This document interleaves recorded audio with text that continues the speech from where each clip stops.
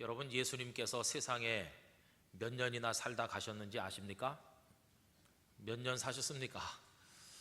33년 이렇게 알고 계시죠? 누가복음 3장 23절에 보면 예수께서 가르치심을 시작하실 때 33세쯤 되셨다고 말씀하고 있죠. 30세쯤 되셨다고.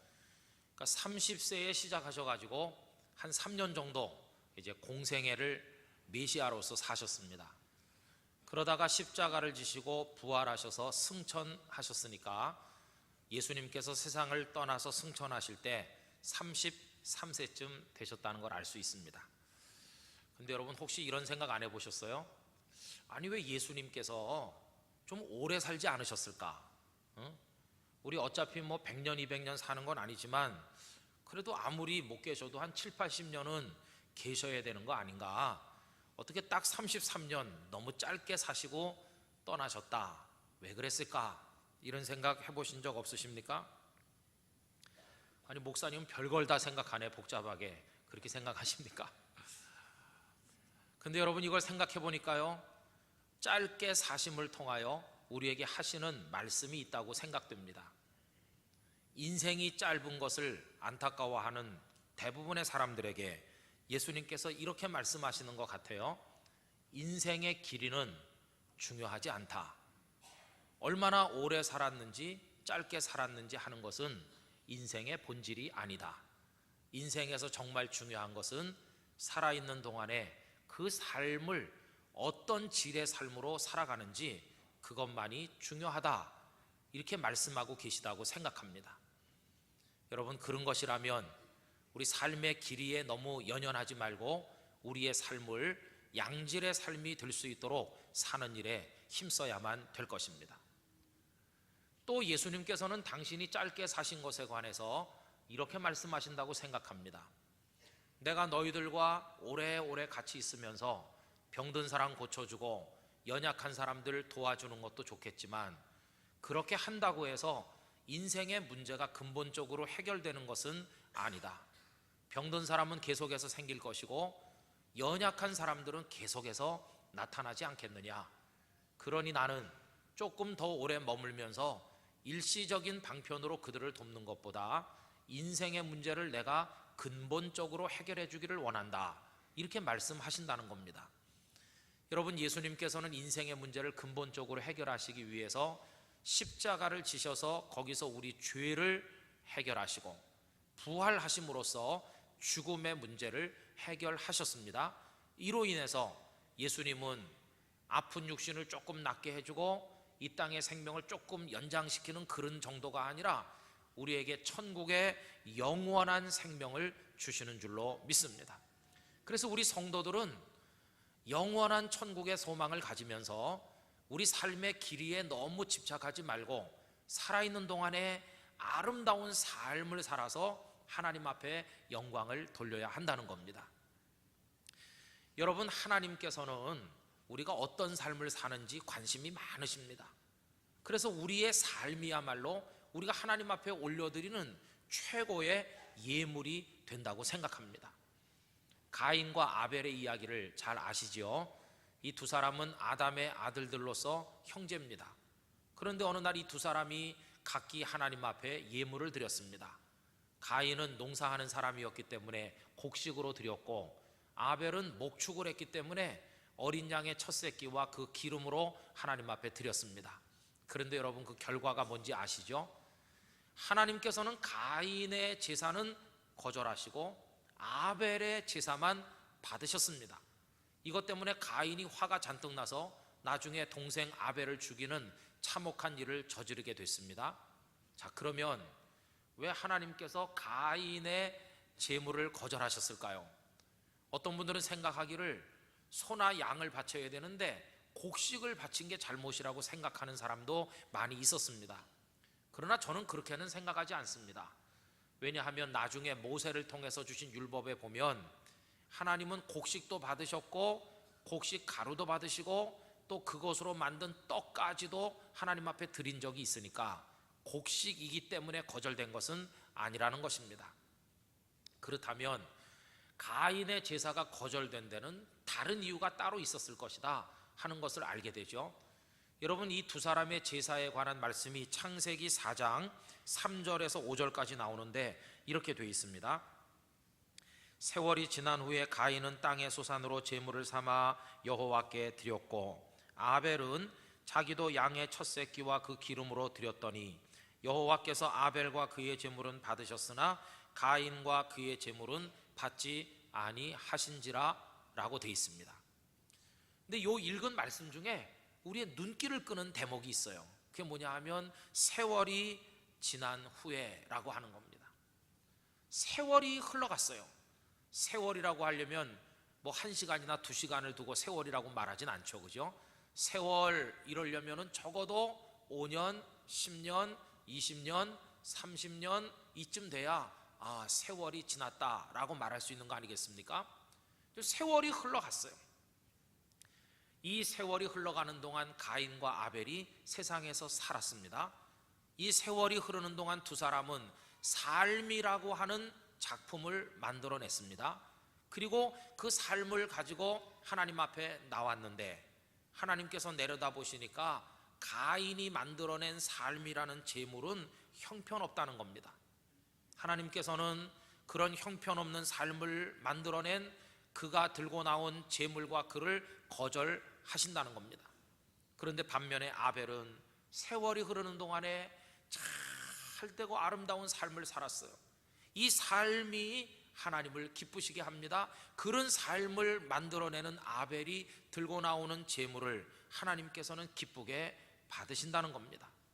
그리고 결국 이 두 사람의 손에 들려있는 제물이 곡식이냐 무슨 양의 그런 것들이냐 이게 중요한 본질이 아니고 그걸 들고 나오는 이 두 사람이 세월이 흐르는 동안에 만들어내고 살아온 그 삶의 내용이 그게 바로 문제가 된다는 것을 깨닫는다 하는 것입니다. 여러분, 결국 이렇게 말해보면요, 하나님께서 정말 받으시기를 원하는 제물은 우리들의 삶인 줄로 믿습니다. 저는 우리 영도중앙교회 성도들이 아름다운 믿음의 삶으로 마지막에 하나님 앞에 올려드리실 수 있게 되기를 간절히 축복합니다.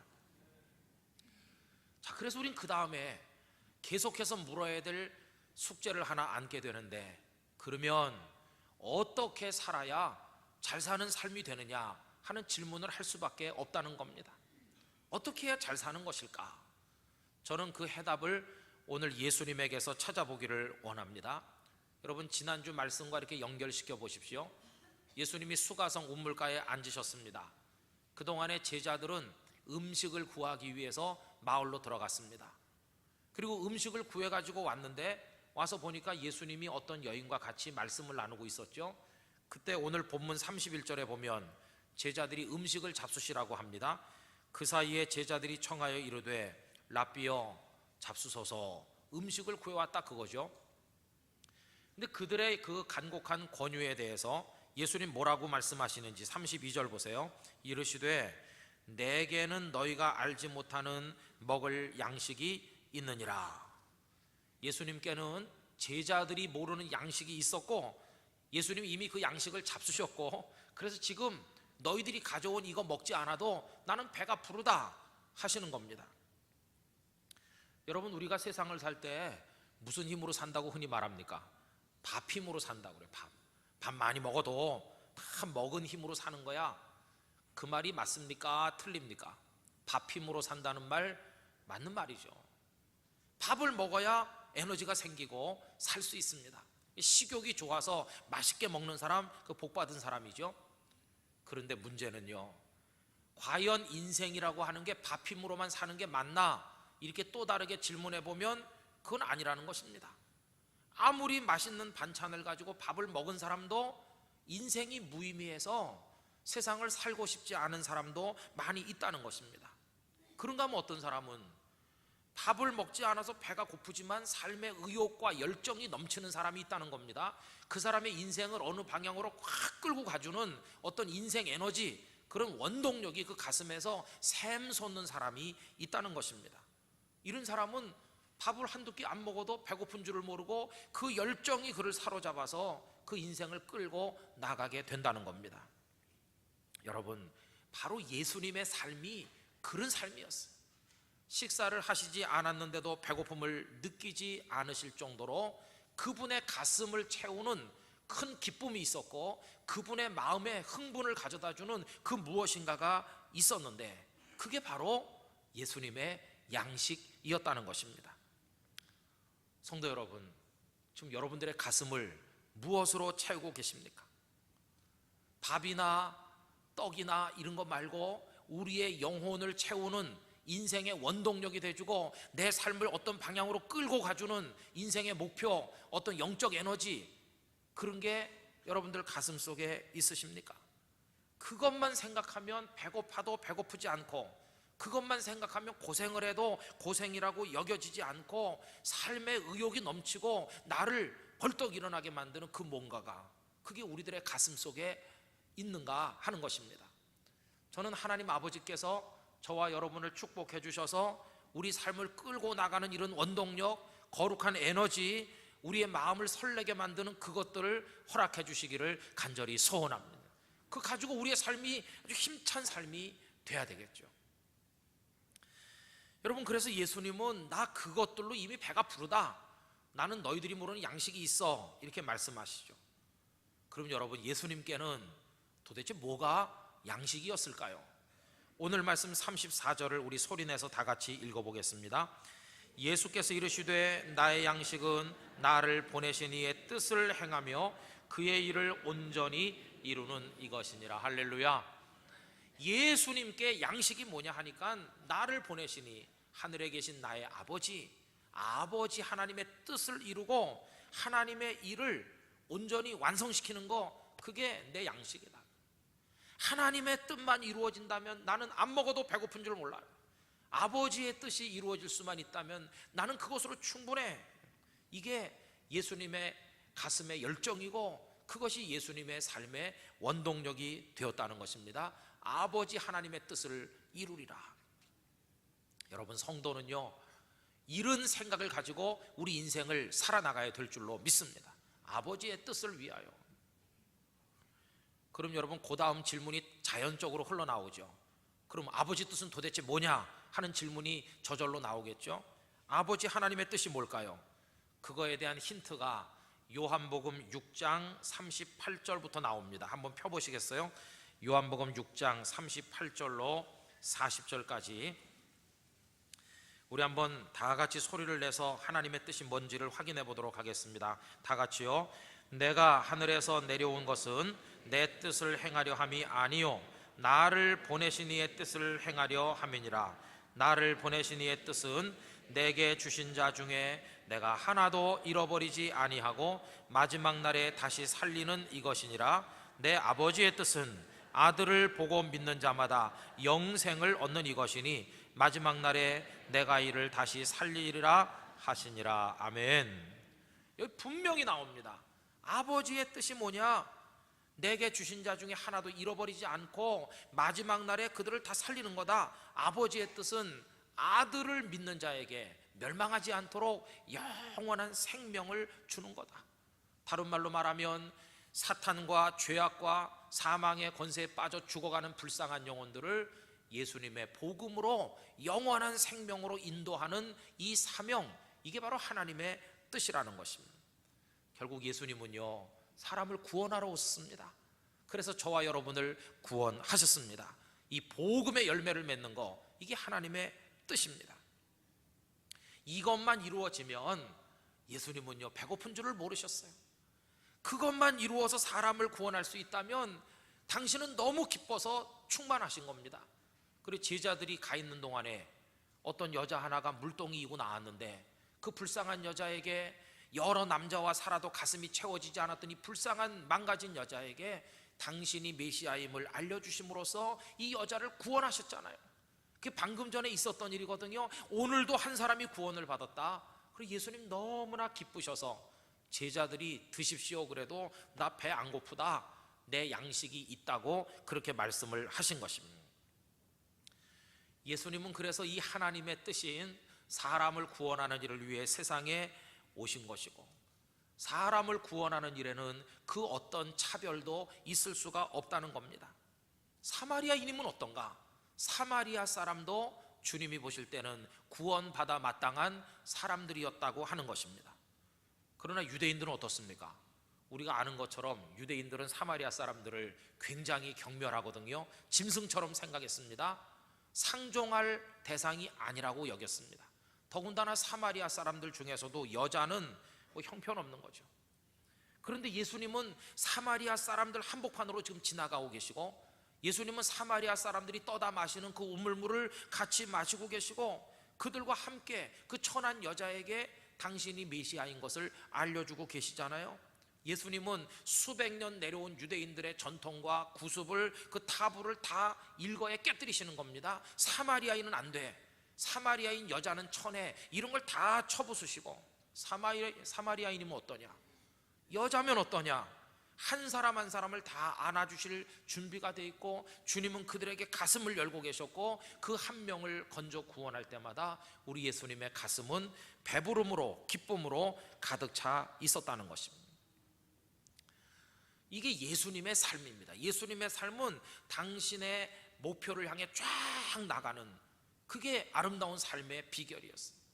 전 우리 영도중앙교회 성도들도 그런 삶을 살게 되시기를 기원합니다. 방향이 분명하잖아요, 그죠? 제자들은 어떻습니까? 제자들은 예수님 곁에 늘 있죠, 그죠? 그리고 예수님께서 사람 낚는 어부대라고 하면서 자기들을 불렀으니까 사람들을 구원해야 된다는 거 알고 있긴 알고 있죠. 그러나 아직도 멀었죠. 왜냐하면 글쎄, 유대인들은 우리가 구원하는 게 맞겠지, 그러나 사마리아인 그 사람인가? 그들은 아니야, 이런 생각을 하는 게 제자들의 수준이었습니다. 그래서 예수님을 따라다니긴 따라다니지만 예수님의 마음보다 훨씬 그들은 준비가 덜 돼 있습니다. 예수님이 사마리아 동네 들어가는 것도 영 못마땅했겠죠.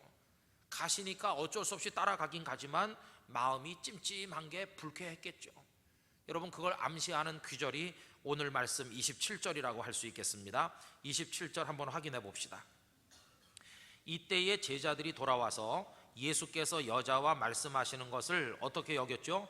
이상하게 여기는 거죠. 무엇을 구하시나이까? 어찌하여 그와 말씀하시나이까? 묻는 자가 없더라. 이 말씀이 뭘 암시해 줍니까? 아니, 예수님이 말이야, 이 사마리아 동네 온 것도 우린 찜찜해 죽겠는데, 아니 저런 천한 여자랑 마주 앉아서 아니 말씀을 나누고 계시네. 이상하게 여긴다는 것은 못마땅하다는 거예요. 왜 예수님이 저런 여자에게 당신이 메시아인 걸 얘기해 주느냐? 제자들은 영 마음이 이게 불편한 거예요. 떨떠름해요. 이걸 보니까 제자들의 마음은 예수님의 마음하고 너무너무 다르다는 것을 알 수 있지 않습니까? 마음의 준비가 덜 됐어요. 여러분, 그러면요, 예수님께서 제자들이 아직 마음 준비가 덜 된 걸 안다면 이렇게 하실 수도 있잖아요. 내 제자들은 아직 수준이 멀었어. 하긴 이제 얼마 안 됐으니까 그렇겠지. 그럼 내가 먼저 그들이 거부감이 없도록 유대인들에게 하나님의 나라를 얘기하고 전도하자. 그 다음에 제자들이 좀 성장하면, 성숙하면 그때 사마리아 사람들에게 이렇게 하면 될 거 아닌가, 단계별로. 이렇게 하실 수도 있을 거 아니겠어요? 근데 예수님 그런 거 안 하셨어요. 다짜고짜 사마리아의 사람들 사는 데도 들어가시고 그 여자에게도 말씀하시고, 무슨 단계가 어딨냐, 유대인 사마리아인 따지고 있을 때가 아니라는 것입니다. 왜 그런 생각하실까요? 시간이 없으니까. 시간이, 예수님은 시간이 없다고 생각하시는 겁니다. 여러분, 시간처럼 주관적인 것은 없다는 생각이 듭니다.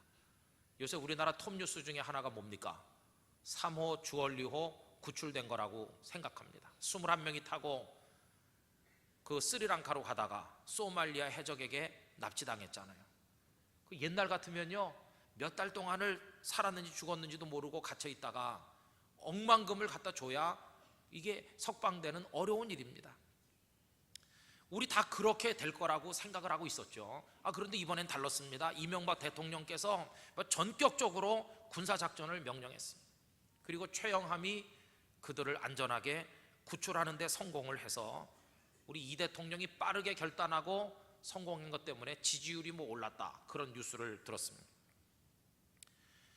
여러분, 일주일 만에 구출했으니까 전격적으로 군사작전을 결정한 대통령 아주 빠르게 대처했다고 사람들이 칭찬을 해줬는데, 여러분, 그 일주일이 굉장히 빠른 시간이라고 모두가 다 그렇게 느꼈겠습니까? 그건 아니라는 것이에요. 어떤 사람은요, 그 일주일이 몇 년은 되는 것처럼 느껴진 사람들도 있었을 겁니다. 누가 그랬을까요? 그 선원 가족들, 내 남편, 내 아버지, 내 아들이 지금 있는데 일주일이 뭐야, 일주일이 7시간도 못 견디는 거죠. 그러니까 똑같은 일주일을 두고 어떤 분들은 대통령의 결단을 빨리 내려가지고 겨우 일주일 만에 구출했으니까 잘했다 이렇게 말하는 사람도 있지만, 어떤 사람은요, 일주일씩이나 걸려야 되나 이렇게 생각하는 사람도 있잖아요. 여러분, 시간이라고 하는 것은 객관적 측면만 있는 게 아니고 각자가 느끼는 데 따라서 주관적 측면이 있다는 것입니다.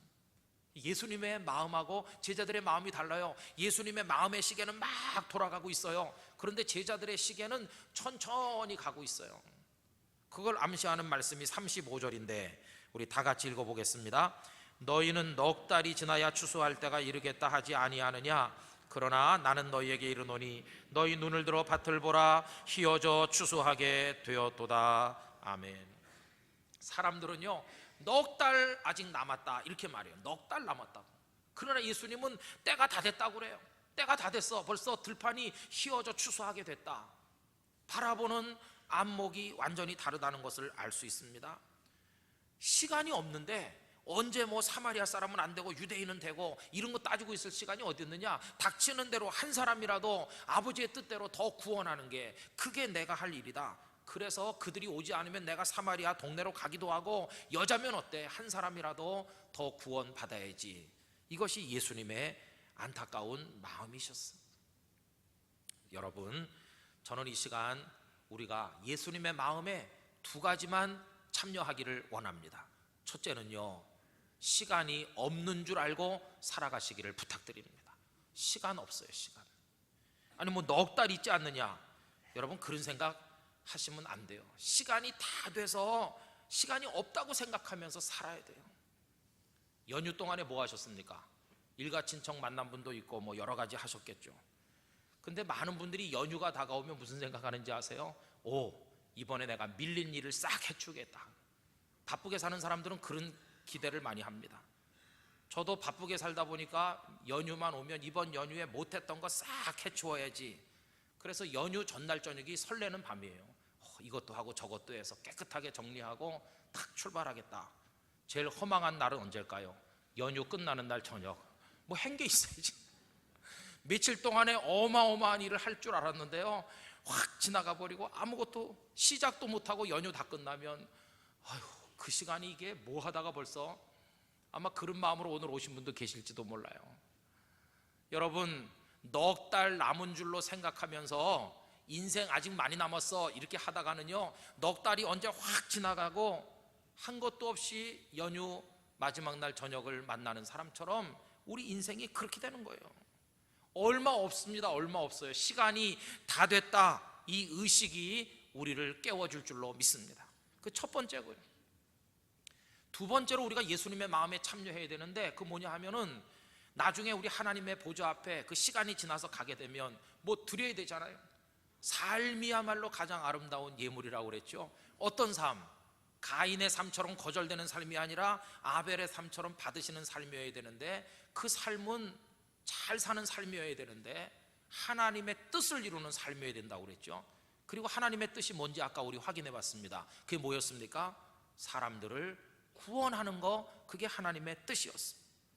예수님께서 그걸 위해서 사마리아 여자에게 말씀하시고 너무 기뻐서 배고픔을 잊으실 정도로 하셨는데, 바로 그렇게 살아가는 삶이 저와 여러분의 삶이 되어야 될 줄로 믿습니다.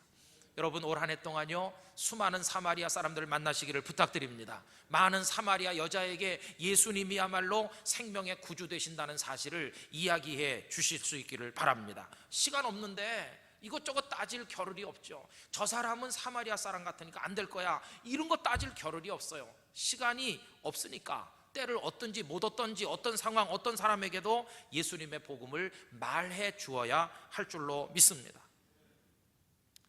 여러분, 이렇게 복음을 위해 사는 데는 두 가지 중에 하나의 역할을 하게 될 겁니다. 그 두 가지 역할 분담이 36절에서 37절에 나오는데 다 같이 읽어봅시다. 거두는 자가 이미 싹도 받고 영생에 이르는 열매를 모으나니 이는 뿌리는 자와 거두는 자가 함께 즐거워하게 하려 함이라. 그런즉 한 사람이 심고 다른 사람이 거둔다 하는 말이 옳도다. 여기 두 종류의 사람이 나옵니다. 어떤 사람 만나서 전도했더니요, 이 사람이 예수님에 대해서 한 번도 진지하게 들어본 적이 없다고 그래요. 그러면 나는 그 사람에게 말씀의 씨를 처음으로 뿌리는 사람, 심는 사람이 되는 겁니다. 그런데 어떤 사람 만나니까 이미 오래전에 들었고 누가 나 좀 교회 데리고 줬으면 하고 기다리는 사람 만날 수도 있거든요. 그때 나는 거두는 사람이 되는 겁니다. 여러분, 뿌리는 사람이 되든 거두는 사람이 되든 복음을 위해 힘써 나가시기를 부탁을 드리는 것입니다. 이 역할이 다르죠. 어떤 사람 심고 어떤 사람 거두죠. 자, 그런데 공통점이 있어요. 36절을 다시 한번 읽어보실까요? 거두는 자가 이미 싹도 받고 영생에 이르는 열매를 모으나니 이는 뿌리는 자와 거두는 자가 함께 즐거워하게 하려 함이라. 할렐루야. 함께 즐거워하는 게 그게 공통점이에요. 거두는 사람도 뿌리는 사람도 하늘에 계시는 하나님 아버지도 즐거워하실 줄 믿습니다. 한 사람이 구원받으면요, 천국에서는 잔치가 열리는 것이. 2011년 한 해 동안 여러분 아름다운 삶을 위해 하나님의 뜻을 이루기 위해서 복음 전도자로 충성하시기를 부탁드립니다. 이제 주보 사이에 있는 요거 한번 꺼내보세요. 요거요, 이렇게 저는 이렇게 찢었는데 이게 원래 찢는 겁니다. 그 가운데 찢게 돼 있죠. 거기 보시면 전도 작전 카드라고 이렇게 글자 써 있어요. 그 밑에 보면 나의 태신자, 개인 보관용 이렇게 돼 있죠. 그거 찾으셨어요? 그 이름 3개 쓰게 돼 있죠. 거기다가 쓰는 겁니다. 내가 전도할 사람. 볼펜 빨리 꺼내보세요. 볼펜 없으면 연필 다 꺼내셔서 거기 쓰는 겁니다. 첫째 홍길동, 그 밑에 김길동, 그 밑에 박길동 이렇게 쓰세요. 아니 진짜 홍길동이라고 쓰는 게 아니고 여러분이 전도하려고 평소에 생각했던 분을 쓰는 겁니다. 근데 문제가 있어요. 평소에 전도하려고 생각했던 사람은 쓰실 수 있는데 전혀 생각 안 한 분은 쓸 사람이 없어요. 이명박 대통령 전도할까? 그분 교회 장로님입니다. 그리고 왼쪽에는요, 여러분들의 이름을 쓰는 겁니다. 여러분들의 각자 이름 쓰시고 연락처도 쓰시고 하고, 그 밑에 그 오른쪽에서 또 홍길동, 김길동, 박길동을 그대로 쓰는 건데, 문제는 누구를 전도해야 될지 모르는 분이 많이 계시잖아요. 그럼 나는 이거 오늘 못 쓴다, 그렇게 생각하지 말고 이렇게 하면 됩니다. 누굴 작정해야 될지 모르면은 여러분들의 정확한 이름을 쓰신 다음에 첫 번째 전도 대상자 쓰는 그 이름 거기 있잖아요. 거기다가 전도 목표 인원만 쓰시면 됩니다. 3명. 그리고 칼이 3개니까 3명. 목사님 째째하게 3명이 뭡니까? 그런 분은 300명 이렇게 쓰시면 됩니다. 그거 써가지고 요거를 찢어가지고 작은 거는 내가 가져가는 겁니다. 나는 사람 이름 못 썼으면 인원만 써서 내고, 여기다 써서 내고, 여기다가 이제 집에 가서 기도하면서 하나님 나에게 홍길동 주시옵소서 여기다 쓰셔서 전도하시는 겁니다. 요 뒤에 보면 어떻게 하시라고 안내가 있죠. 자, 그렇게 해가지고 오늘 이거를 지금 쓰셔서 나가시다가 헌금함에 내시면 이따 오후 예배 시간에 하나님 앞에 이걸 바치려고 합니다. 그러니까 나가다 다 내셔야 돼요. 지금 빨리 쓰셔야 돼요. 다 쓰셨습니까? 근데 큰 거는 내고 작은 건 가져가는 건데 꼭 반대로 하는 분이 있어요. 큰 거는 가져가시고 작은 걸 내는 게 아니고 작은 건 가져가시고. 여러분 왜 이렇게 하느냐? 우리 나중에 하나님 앞에 섰을 때 할 말 있기를 원해서 이렇게 하는 겁니다. 오늘 얘기를 끝맺겠습니다. 한번 우리 진지하게 생각해 봅시다. 나중에 하나님 앞에 갔을 때 뭐라고 할까? 하나님, 저 나쁜 놈이었었는데요, 예수님 믿고 이제 하나님의 아들이 됐습니다. 그리고 그동안에 내 삶을 어떻게 잘 살아서 하나님 앞에 드리려고 노력했는데 하나님께서 많은 사람 구원하길 원하신다고 그래서 내가 요 뒤에 보시면 여기 5명 있는데요, 요 홍길동, 김길동, 박길동 이 사람들 제가 예수님 전했습니다. 제가 부족함이 많지만 저의 삶을 받아 주시옵소서. 이렇게 할 때 여러분들의 그 삶이 아벨의 제물처럼 하나님께서 받으시는 삶이 되시기를 축원드립니다. 그때 우리 인생이 가치 있는 인생이 될 것입니다. 올 한 해 동안 그 일을 위해서 힘쓰면서 시간이 없는 줄 아시고 촌각을 아껴서 하나님의 뜻을 이루시는 성도들이 다 되시기를 예수님의 이름으로 축원합니다. 우리 다 같이 기도하겠습니다. 올 한 해 깨어있는 모습으로 시간을 절약해 살고 복음을 위해 살고 우리의 삶을 하나님 앞에 드릴 제물로 준비하며 살도록 다 같이 통성으로 기도하십시다. 할렐루야. 거룩하신 아버지 하나님 앞에 영광과 찬송을 올려드립니다. 저희들에게 생명을 주셨습니다. 삶의 기회를 주신 하나님을 찬양합니다. 하나님, 어떻게 살아서 우리의 삶을 하나님 앞에 드릴 수 있겠는지요? 하나님의 뜻을 이루는 삶, 하나님은 한 영혼이라도 구원받길 원하시니 촌각을 아껴 넉 달이 남았다 자만하지 말고 시간이 없는 줄로 알고 우리들이 예수님의 복음을 전도하게 하여 주시옵소서. 올 한 해 동안 반드시 많은 사람들을 주께로 인도할 수 있게 하여 주시옵소서. 아버지 하나님, 올 한 해 잘 살길 원합니다. 하나님께 드릴 예물로서 부족함이 없는 삶을 살기를 원합니다. 전도하기를 원합니다. 우리 교우들을 사용하여 주시옵소서. 수많은 영혼들을 주님께 드리는, 시간이 없는 줄 알고 최선을 다해 살아가는 사명자로 승리하도록 축복해 주옵소서. 예수님 이름으로 기도하옵나이다. 아멘.